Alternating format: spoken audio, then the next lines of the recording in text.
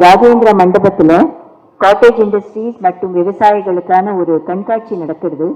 அதுல எல்லாரும் தள்ளி உட்காந்துக்கும், மேலப்படாம அப்படியே உட்காந்துக்கும், மேலப்படாம அப்படியே உட்காந்துக்கும், முன்னாடி இடிக்காம உட்காந்துக்கணும்,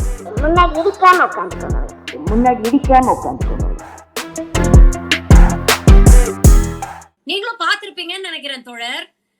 ஒரு மேடையில திருமதி லதா ரஜினிகாந்த் அவர்கள் பாரத் சேவா அப்படின்னு புதுசா ஒரு விஷயத்த லான்ச் பண்ணிருக்கிறாங்க.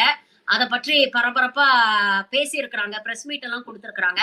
அந்த மேடையில இவர்கள் ஆர்கனைசேஷன் மூலமா உதவி செய்த அந்த ஏழை விவசாயிகள், கஷ்டப்படுற விவசாயிகளை நாங்க மேடையில ஏத்துறோம், அவங்கள கௌரவிக்கிறோம், மேடையில இருக்கிற பெரியவாளோட எல்லாம் அவ போட்டோ எடுத்துக்கிட்டோம் அப்படின்னு சொல்லி அவங்கள மேடை ஏத்தி வெளிப்படையா மேடையில சொல்றாங்க. படாம தள்ளி, எனக்கு சொல்றதுக்கே கூச்சமா இருக்கு, படாம தள்ளி உட்காருங்க அப்படின்னு சொல்றாங்க. எப்படி பாக்குறது தோழர்? இன்னைக்கு இந்த எறால இவ்வளவு தூரம் நம்ம பேசிட்டு இருக்கோம், அப்படிப்பட்ட ஒரு சூழல்ல இப்படி வெளிப்படையா மேடையில இப்படி பேசுறாங்களே, இது எப்படி பாக்குறது? இது வெளிப்படையாவே நாங்க அப்படிதான். எங்களுடைய கல்ச்சர் பாரத கல்ச்சர். எங்களுடைய கல்ச்சர் வர்ணாசிரமத்தை கொண்டாடக்கூடிய கல்ச்சரு. நான் பார்ப்பனர்கள், நாங்கெல்லாம் அப்படிதான் இருப்போம்.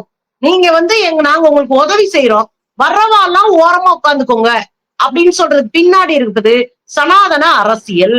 வர்றவாயெல்லாம் இந்து தானே, வர்றவாயெல்லாம் ஏன் படக்கூடாது கைகாலே?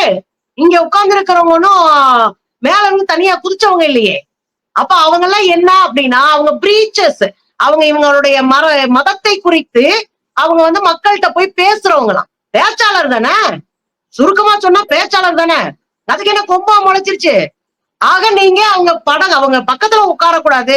இதத்தாங்க இந்தியா முழுது செஞ்சிட்டு இருந்தாங்க. யோகி ஆதித்யநாத் தலித்துகளை போய் பார்க்க போறாரு. தலித்துகளை பார்க்க போகும்போது 5 சேருக்கு பின்னாடி 5 நபர்கள் நிக்கிறாங்க. தலித்துகள் உட்கார்ந்தோடனே அவங்க முதுக பிடிச்சு அமுக்கிக்கிட்டாங்க. எதுக்குடானா, உணர்ச்சி வசப்பட்டு தொற்றக்கூடாதான். என்ன, எங்க ஓட்டு மட்டும் உங்களுக்கு இனிக்கும்.